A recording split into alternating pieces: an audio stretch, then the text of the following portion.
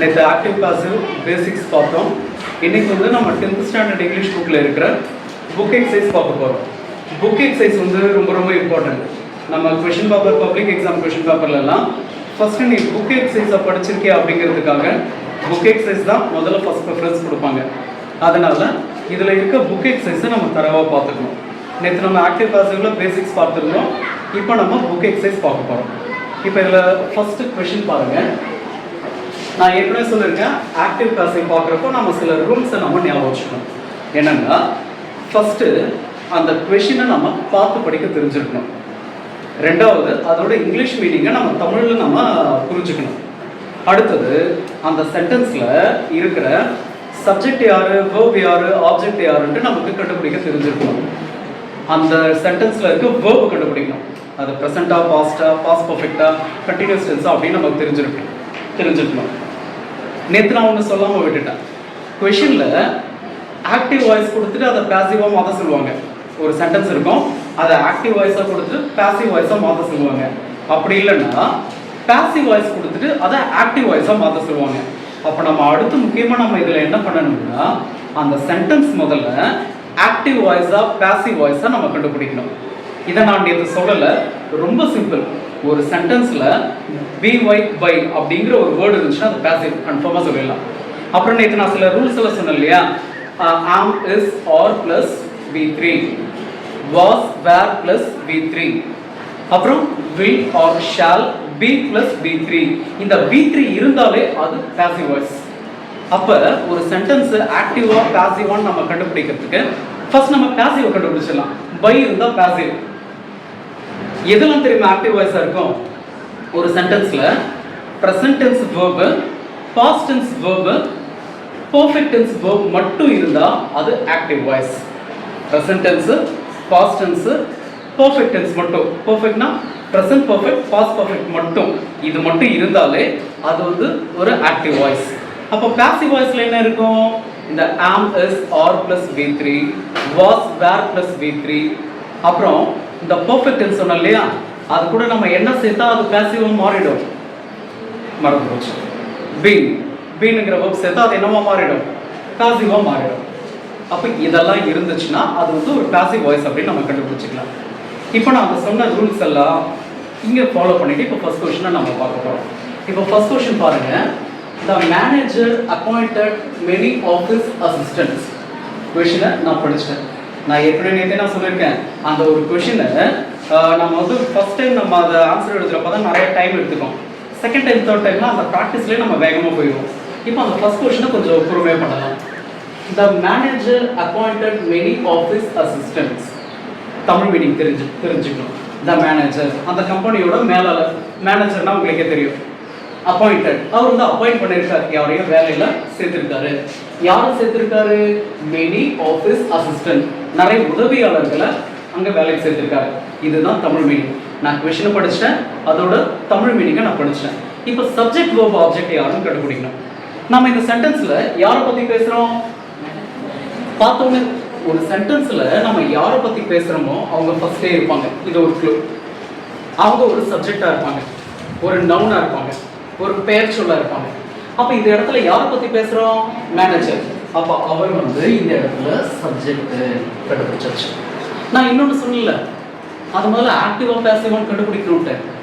By இருந்துச்சுன்னா passive, V3 இருந்துச்சுன்னா passive, ஆம், இஸ், ஆர் இருந்துச்சுன்னா பேசிவ். இங்கே எதுவுமே கிடையாது. அப்போ இது வந்து ஒரு ஆக்டிவ் வாய்ஸ். அப்போ ஆக்டிவ் வாய்ஸ்னால் ஃபர்ஸ்ட் யார் வருவாங்க? சப்ஜெக்ட் வருவாங்க. Okay, next. எந்த ஒரு சென்டென்ஸ்லையும் சப்ஜெக்ட்க்கு அடுத்தது யார் இருப்பாங்கன்னா வேர்ப் இருப்பாங்க. இப்போ அந்த மேனேஜர் அப்படிங்கிற ஒரு சப்ஜெக்ட் பக்கத்தில் என்ன இருக்கு? அப்பாயிண்டட். அப்பாயிண்டட்ன்றது ஒரு வேர்பு. நான் நேற்று சொல்லியிருக்கேன், வேர்பை நீங்கள் கண்டுபிடிச்சிங்கன்னா அது முதல்ல என்ன டென்ஸ்னு நீங்கள் கண்டுபிடிச்சிடணும். இது என்ன டென்ஸ்? Past tense. ப்ரெசன்ட் டென்ஸாக இருந்தால் டி, இடி, ஐஇடி இல்லாமல் இருக்கும். பாஸ்ட் டென்ஸாக இருந்தால் இவங்கள யாரோ ஒருத்தர் இருப்பாங்க. அப்போ டி இருக்கு. இது வந்து ஒரு simple past tense. Simple past tense. அந்த வேர்பை பார்த்து ஒரு கொஸ்டின் கேட்கணும். யாரை, எதை அப்பாயிண்ட் பண்ணியிருக்காரு? யார் அப்பாயிண்ட் பண்ணியிருக்காரு? மெனி அப்பாயிண்ட் பண்ணாரா? ஆஃபீஸ் அப்பாயிண்ட் பண்ணாரா? அசிஸ்டன்ட் அப்பாயிண்ட் பண்ணாரா? அப்போ இது எல்லாமே சேர்ந்து தான் ஆப்ஜெக்ட் ஆகும். அப்போ ஆப்ஜெக்ட்ங்கிறது ஒரே ஒரு வார்த்தை தான் அப்படின்னு சொல்லிட்டு சில பேர்லாம் என்ன பண்ணுவான், மெனி ரவுண்ட் பண்ணி இதை விட்டுட்டு இதை என்ன பண்ணுறது தெரியாமல் முடிச்சுட்டு இருப்பான். அப்போ அதுக்கு தான் சொல்கிறேன், கொஷினை படிச்சுட்டு அந்த கொஷினோட தமிழ் அர்த்தத்தை நீ புரிஞ்சுக்கணும். நிறைய உதவியாளர்கள். அப்போது இந்த மெனி ஆஃபீஸ் அசிஸ்டன்ட் அப்படிங்கிறது ஆப்ஜெக்ட் ஆகிடும். அப்போ சப்ஜெக்ட்டுங்கிறது ஒரு வார்த்தை, வேர்புங்கிறது ஒரு வார்த்தை, ஆப்ஜெக்ட்டுங்கிறது ஒரே ஒரு வார்த்தையாக இருக்காது, 2 வார்த்தையாகவும் இருக்கலாம், 10 வார்த்தையாக கூட இருக்கலாம். அதை நீ கண்டுபிடிக்கிறது தான் உன்னோட திறமை இருக்கு. இப்போ நம்ம கண்டுபிடிச்சிட்டோமா? நெக்ஸ்ட் நம்ம என்ன பண்ண போகிறோம்? இன்டர்சேஞ்ச் பண்ண போகிறோம். அதாவது ஆப்ஜெக்டை சப்ஜெக்ட் பேஸ் கொண்டு வர போகிறோம், சப்ஜெக்ட் ஆப்ஜெக்ட் பேஸ் கொண்டு வர போகிறோம். ஆப்ஜெக்ட் சப்ஜெக்ட் பேஸ் கொண்டு வாங்க. ஃபர்ஸ்ட் லெட்டர் கேபிட்டல் லெட்டரா மாத்திரணும். சொல்லுங்க பாப்போம். Many office assistants. Subject object base கொண்டு போங்க. he இருந்தா by he, she இருந்தா by her, நேமா இருந்தா by name, மேனேஜரா இருந்தா by manager. அவ்வளவுதான். அப்போ by the manager. இந்த ஸ்டெப் புரியுதா? இது வந்து கிராமர்ங்கிறது ஒரு மேக்ஸ் மாதிரி ஸ்டெப் பை ஸ்டெப்பாக நம்ம பண்ணாதான் புரியும். லாஸ்ட்டாக வர ஆன்சரை மட்டும் மனப்பாடம் பண்ணிடக்கூடாது, ஒவ்வொரு ஸ்டெப்பை நம்ம வந்து ஞாபகப்படுத்திக்கணும். ஆப்ஜெக்டை சப்ஜெக்ட் பிளேஸ் கொண்டு போயிட்டேன், சப்ஜெக்டை ஆப்ஜெக்ட் பிளேஸ் கொண்டு போயிட்டேன். இப்போ பைங்கிற வேர்டு நம்ம சேர்த்தாச்சு. இப்போ என்ன பண்ணணும்? இங்க verb கிட்ட வரணும். அந்த verb நம்ம என்ன verb நம்ம கண்டுபிடிச்சிருக்கோம்?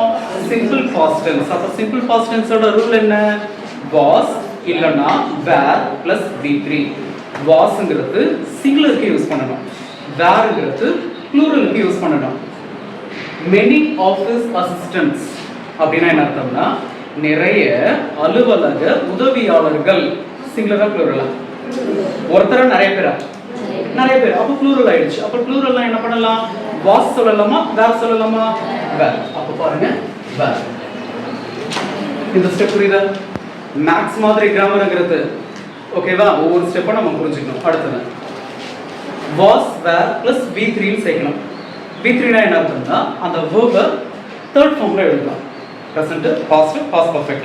appoint, appointed, appointed. அப்ப என்ன பண்ணலாம்? appointed. இவ்வளவுதான் ஆன்சர். மெத்தட் புரிஞ்சிட்டீங்கன்னா ரொம்ப சிம்பிள். அப்ப ஆன்சர் பாருங்க, many office assistants were appointed by the manager. ஓகேவா? Next second question. you are making a cake now. Question படிச்சேன். தமிழ் மீனிங்.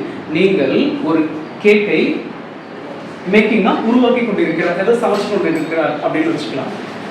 क्वेश्चन படிச்சேன், தமிழ் மீனிங் படிச்சேன். இப்போ இது ஆக்டிவா பேசுங்க சொல்லுங்க பாப்போம். ரொம்ப சிம்பிள். ஆக்டிவ் மாதிரி ஏன்னா இங்க என்ன இல்ல, பை கிடையாது, அந்த v3 கிடையாது. அப்ப இது வந்து என்னது? இது வந்து ஒரு ஆக்டிவ் வாய்ஸ். அப்ப இது வந்து நம்ம ஆக்டிவ் வாய்ஸ் நம்ம கண்டுபிடிச்சோம். இது ரொம்ப முக்கியம். ஒரு சென்டென்ஸ் வந்து ஆக்டிவ் வாய்ஸா பாசிவ் வாய்ஸா நம்ம கண்டுபிடிக்கணும். இதை வந்து நம்ம ஆக்டிவ் வாய்ஸ் அப்படின்னு கண்டுபிடிச்சோம். இப்போ நெக்ஸ்ட் நம்ம என்ன பண்ணணும்? சப்ஜெக்ட் வெர்ப் ஆப்ஜெக்ட்டை நம்ம ஸ்ப்ளிட் பண்ணணும். யாரை பத்தி பேசுறோம்? யூ. அந்த சென்டென்ஸ்ல நீ நான் யார் வேணாலும் இருக்கலாம். இந்த சென்டென்ஸ்ல ஒரு ஆக்டிவ் வாய்ஸா இருக்கிற சென்டென்ஸ்ல ஃபர்ஸ்ட் இருக்கிறவங்க தான் அந்த இடத்துல சப்ஜெக்ட், டவுட்டே வேணாம். அப்ப யாரை பத்தி பேசுறோம்? யூ. வேர்ப்ங்கிறது ஒரே வார்த்தையாகவும் இருக்கலாம், 2-3 வார்த்தையாகவும் இருக்கலாம். அப்ப இங்க வேர்ப் என்னவா இருக்கும்? ஆர் மேக்கிங், ஐஎன்ஜி இருக்கு. அப்ப இது வரைக்கும் ரவுண்ட் பண்ணிட்டு வேர்பை நம்ம நோட் பண்ணிக்கணும். இது என்ன டென்ஸ் வேர்ப் சொல்லுங்க பாப்போம். ஐஎன்ஜி இருந்தாலே கண்டினியூஸ், ஆர் இருந்தா பிரசன்ட் கண்டினியூஸ். அவ்வளவுதான், ரொம்ப சிம்பிள். ஏன்னா இதை வச்சுதான் நம்ம ஆன்சர் எழுத போறோம். ஐஎன்ஜி இருந்தா கண்டினியூஸ், இங்க ஆர் இருந்தா present continuous.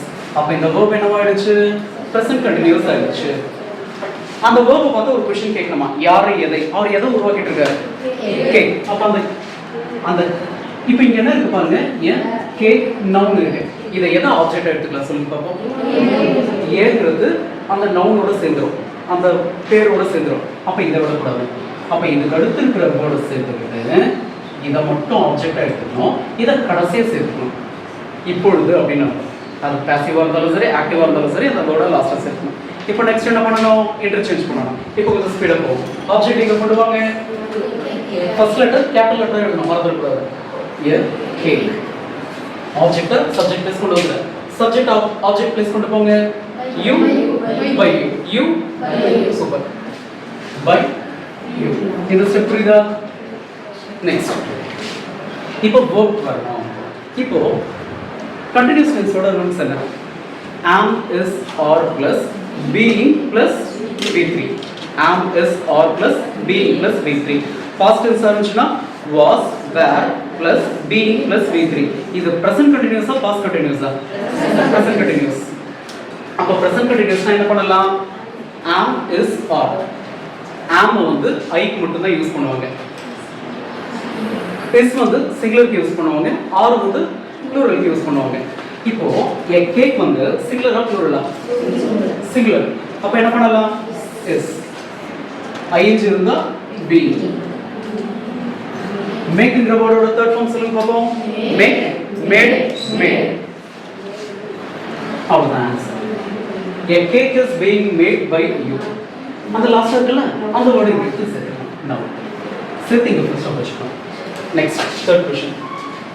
That portrait was painted by my grandmother. That portrait ங்கிறது ஒரு ஓவியம் டயகிராம் அப்படினு வெச்சுக்கலாம். That portrait was painted by my grandmother அப்படினு இருக்கு. அப்ப இங்க என்ன பண்ணலாம்? இங்க இது வந்து ஆக்டிவா பாசிவா? ஏன் பாசிவ்னு சொல்றீங்க? பை இருக்கு. அப்ப பை இருந்ததுனால பாசிவ். அப்ப பாசிவ்னா ஃபர்ஸ்ட் ஆப்ஜெக்ட் தான் இருக்கும். அப்ப that portrait வந்து ஆப்ஜெக்ட். நாம எப்பவும் போல verb வந்து நம்ம நோட் பண்ணிட போறோம். இது verb ஆயிடுச்சு. அப்ப by my grandmother வந்து சப்ஜெக்ட் ஆயிடுச்சு. இப்ப சப்ஜெக்ட் ஆப்ஜெக்ட் ப்ளேஸ் பண்ணுவாங்க. my grandmother, my grandmother. இந்த portrait அந்த பக்கம் அதாவது ஆக்டிவ் வந்து பாசிவ் வரப்போ by சேர்க்கணும். பாசிவ் வந்து ஆக்டிவ் வரப்போ by சேர்க்க கூடாது. that portrait அங்க எடுத்து போடுங்க. that portrait. next இப்போ was painted இருக்கு இல்லையா? இப்போ wasங்கிறது என்ன டென்ஸ் அது? past tense. ஓகேவா? paintedங்கிறது இங்க ஒரு v3 ஆயிடுச்சு. அப்ப இந்த சென்டென்ஸை past tense-ஆ கொண்டு வரணும். ரொம்ப simple. past tense simple past tense-ஆ எழுதணும். my grandmother painted that portrait அப்படின்னு எழுதணும். அவ்வளவுதான். past tense past perfect அதாவது passive form-ஆ எழுதுறோம். passive form-ஆ இருக்கிறது past tense-ஆ மாத்துறோம். அவ்வளவுதான். ரொம்ப சிம்பிள். next fourth question பாருங்க. Malini had bought a colorful hat for her daughter. மாலினிங்கிறவங்க அவங்களோட பொண்ணுக்கு ஒரு கலர்ஃபுல்லா ஒரு தொப்பி கேப் வாங்கியிருக்காங்க. இப்போ இந்த இடத்துல பாருங்க, இது வந்து ஆக்டிவா பாசிவா? பை கிடையாது. அப்ப இது என்னது? Active voice. யாரை பத்தி பேசுறோம்? மாலினி. அப்ப அவங்க யாரு? சப்ஜெக்ட். verb என்ன? hadங்கிற பெர்ஃபெக்ட் டென்ஸும் ஒரு v3 இருக்கு. அப்ப இது வந்து verb. இது வந்து hadங்னா past perfect ஆயிடுச்சு. எதை வாங்கியிருக்காங்க? Colourful hat. கலர்ஃபுல்லா இருக்கிற தொப்பியை வாங்கியிருக்காங்க. அப்ப அது வந்து என்னவாயிடுச்சு? ஆப்ஜெக்ட். இப்ப சொல்றது தான் நல்லா புரிஞ்சுக்கணும். எந்த ஒரு சென்டென்ஸ்ல நம்ம சப்ஜெக்ட் வெர்ப் ஆப்ஜெக்ட்டை கண்டுபிடிச்சிட்டு கடைசியா இந்த preposition in, on, to, for, from இந்த மாதிரி வேர்ட்ஸ்ல இருக்கிற சென்டென்ஸ் வந்துச்சுன்னா அதை அப்படியே லாஸ்ட் எடுத்து எழுதினா அதை தொடவே கூடாது. ஒண்ணுமே பண்ணக்கூடாது. இப்போ பாருங்க, ஆப்ஜெக்டை சப்ஜெக்ட் ப்ளேஸ் பண்ணுவாங்க. ஏன்? colorful hat. object அங்க கொண்டு போங்க. subject அங்க கொண்டு போ. by Malini. next had னு பார்த்தாலே நான் என்ன சொல்லிருக்கேன்? been சேர்க்கணும்னு சொல்லிருக்கேன். நல்லா ஞாபகம் வச்சுக்கோங்க. இந்த had, have, has பார்த்தாலே நடுவுல been சேர்க்கணும். அப்ப had been bought எழுதிட்டு இந்த சென்டென்ஸ் அப்படியே எடுத்துக்கிட்டா போதும். Fifth question படிங்க. They have asked me to pay the fine. அவர்கள் என்ன அபராதம் கட்ட சொன்னாங்க. இது தமிழ் மணி. இது ஆக்டிவா பாசிவா? Active voice. ஏன்னா பை கிடையாது, ஆக்டிவ் வாய்ஸ். அப்ப இது வந்து ஆக்டிவ் வாய்ஸ் இருக்கு. சப்ஜெக்ட் யாரு? they. யாரை பத்தி பேசுறோம்? they. அவர்களை பத்தி பேசுறோம். verb என்ன? சூப்பர். have asked ங்கிறது verb. present perfect. had or the past, have or the present. object யார் இந்த இடத்துல? ஒரே ஒரு வார்த்தை தான் me. நான் சொன்னல அந்த ப்ரிபோசிஷன்ல இருந்து வர வார்த்தைலாம் லாஸ்டா செட் பண்ணிட்டேன். அது அப்படியே கீழே இருக்க போறோம். அப்போ क्वेश्चन ரொம்ப பெருசா இருக்கே நம்ம பார்த்து பயப்படக்கூடாது. நம்ம சிம்பிளா புரிஞ்சுக்கிட்டா ரொம்ப ஈஸியா முடிஞ்சு போயிடும். இப்போ மீ வந்து ஐங்கிற வேர்டா மாறும், மறந்துடக்கூடாது. மீங்கிறது ஐங்கிற வேர்டா மாறும். இப்போ தே வந்து என்னவா மாறும்? தே வந்து பை தென் அப்படிங்கிற வேர்டா மாறும். பை தென் அப்படிங்கிற வேர்டா மாறும். இப்போ have has had இவங்கள பார்த்தா நான் என்ன பண்ணனும் சொல்லிருக்கேன். beenங்கிற வேர்ட சேர்த்தா போதும், முடிஞ்சு போச்சு. I have been. நம்ம v3 மாத்த தேவையில்ல. பெர்ஃபெக்ட் இருந்தால அது v3 தான். அதனால அதை அப்படியே எடுத்துடுங்க. asked by them on the sentence இது இருக்கு இல்லையா, அதை அப்படியே எடுத்து எழுதணும் போதும். அப்ப prepositionல வர இந்த to, from, on, in, at இந்த வார்த்தைகள் இருந்துச்சுன்னா அப்படியே எடுத்து எழுதிக்கலாம். நெக்ஸ்ட் 6th question படிங்க. The militants were being taken to prison by the police. Militants அப்படினா என்ன அர்த்தம்னா போராளிகள் அப்படின அர்த்தம். ஏதோ ஒரு கொள்கைக்காக போராடுறாங்க, அவங்க வந்து militants அப்படினு சொல்லுவாங்க. இப்போ இந்த சென்டென்ஸ் வந்து ஆக்டிவா பாசிவா? ஏன் சொல்றீங்க? Super, very good. அப்ப இது வந்து பாசிவா இருந்துச்சுன்னா ஃபர்ஸ்ட் யார் இருப்பாங்கன்னா ஆப்ஜெக்ட் இருப்பாங்க. அப்ப அந்த militants யாரு? ஆப்ஜெக்ட். were being taken அப்படிங்கிறது verb. to the prison இருக்குல்ல, இந்த டுங்கிற வேர்ட் வந்து லாஸ்டா வந்திருக்கு, இது வந்து நடுவுல வந்திருக்கு. நடுவுல வந்துச்சுன்னா எடுத்து லாஸ்டா எழுதிக்கணும். அப்ப இந்த பைங்கிற வேர்டை எடுத்து ஆப்ஜெக்டா எழுதிக்கணும். அப்போ ஆப்ஜெக்ட் இந்த இடத்துல ஒரு ஒரு ஒரு ஸ்டெப் தள்ளி போயிருக்கு. அத அவங்கள உள்ள கொண்டு வருவாங்க. இப்போ ஆப்ஜெக்ட் உள்ள கொண்டு வாங்க. the police சொல்லுங்க. Okay okay, subject. இப்போ நம்ம என்ன பண்ண போறோம்? the police எழுதிட்டோம். நெக்ஸ்ட் ஆப்ஜெக்ட் யார் இந்த இடத்துல? the militants. அதோட என்ன சொல்லுங்க பாப்போம்? the militants. அங்க இருக்க சப்ஜெக்ட நம்ம இங்க கொண்டு வரணும். நெக்ஸ்ட் இங்க இருக்க ஆப்ஜெக்ட அங்க கொண்டு போயாச்சு. இப்போ நம்ம verb மாத்தணும். இப்போ போலீஸ் இருக்குல்ல, அது ஒருத்தர் வந்தாலும் போலீஸ் தான், நிறைய பேர் வந்தாலும் போலீஸ் தான். அப்ப அது வந்து நம்ம வாஸ்ங்கிற வேர்ட் வச்சு யூஸ் பண்ணிக்கலாம், வேர்ங்கிறத வச்சு யூஸ் பண்ணிக்கலாம். இப்போ வந்து அவங்க வந்து ஒரு குரூப் ஆஃப் போலீஸ், ஒரு 5 பேர் ஒண்ணா போயிட்டு இருக்காங்க. அப்ப அவங்க சிங்குலராவே எடுத்துக்கலாம். அப்ப the போலீஸ் இவங்க சிங்குலரா எடுத்துக்கிறப்ப வாஸ்ங்கிற வேர்டை எழுதிக்கணும். ஏன்னா பிரசன்ட் கண்டினியூஸா இருந்தா am is or plus being plus v3.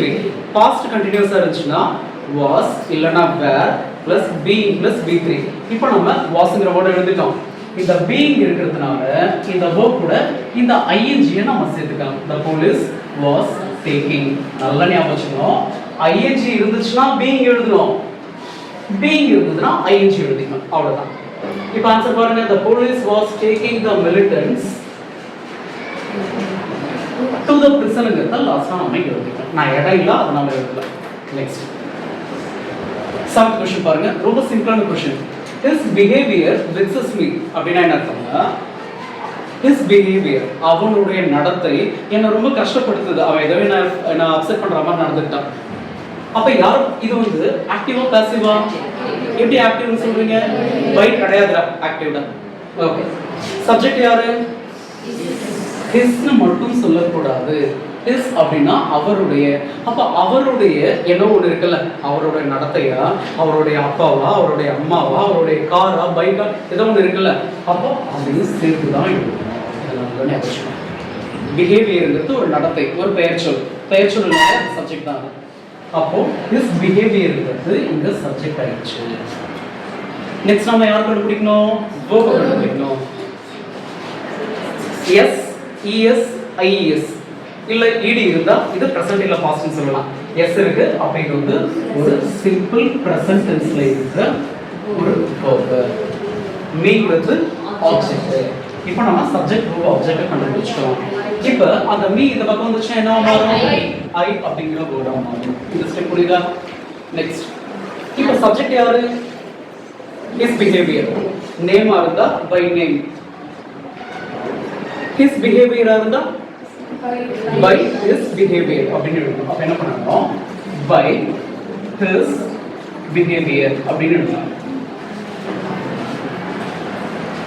by his behavior அப்படின்னு எழுதலாம். இப்போ இந்த verb என்ன இருக்கு? vexesன்னு இருக்கு. இது வந்து என்ன டென்ஸ்னா சொல்லிருக்கேன்? Simple present tense. அப்ப சிம்பிள் பிரசன்ட் டென்ஸோட ரூல்ஸ் என்ன?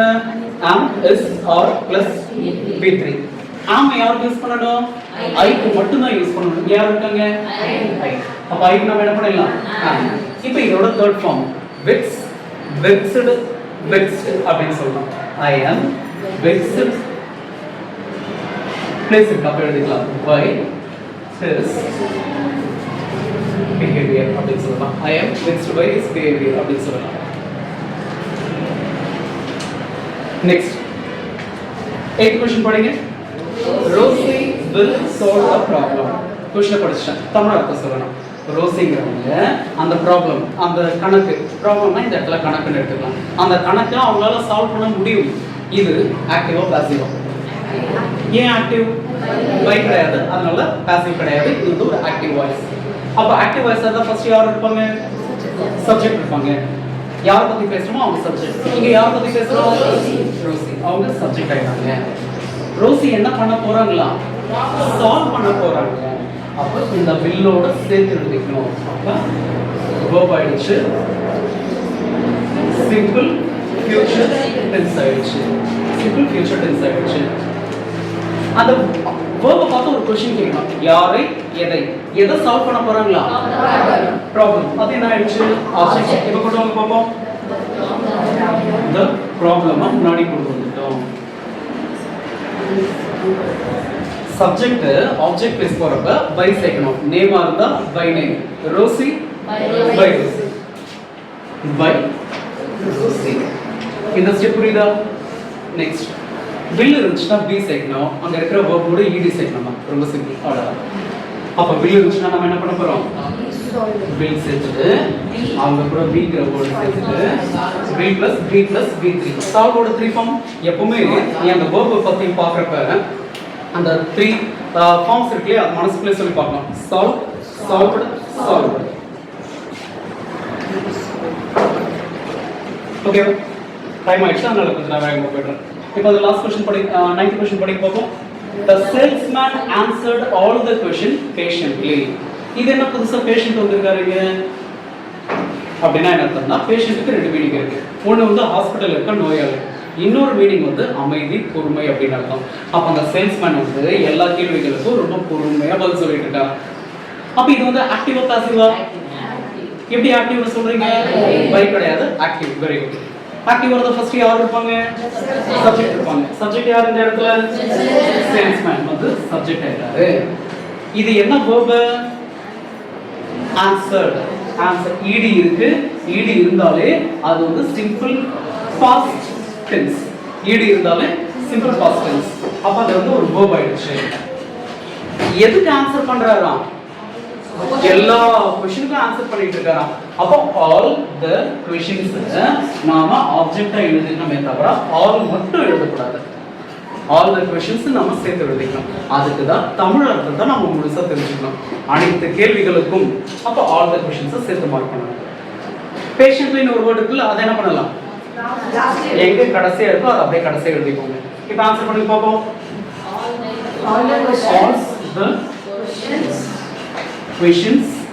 இப்போ பாருங்க, இது வந்து past tense நான் சொல்லிட்டேன்ல, past tense நான் சொல்லிட்டேன்ல. அப்ப past tense ஓட ரூல்ஸ் என்ன? was, were plus be3.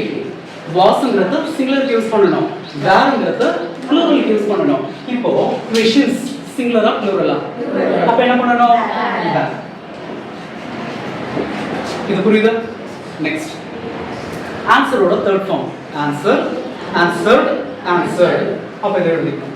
were, answered.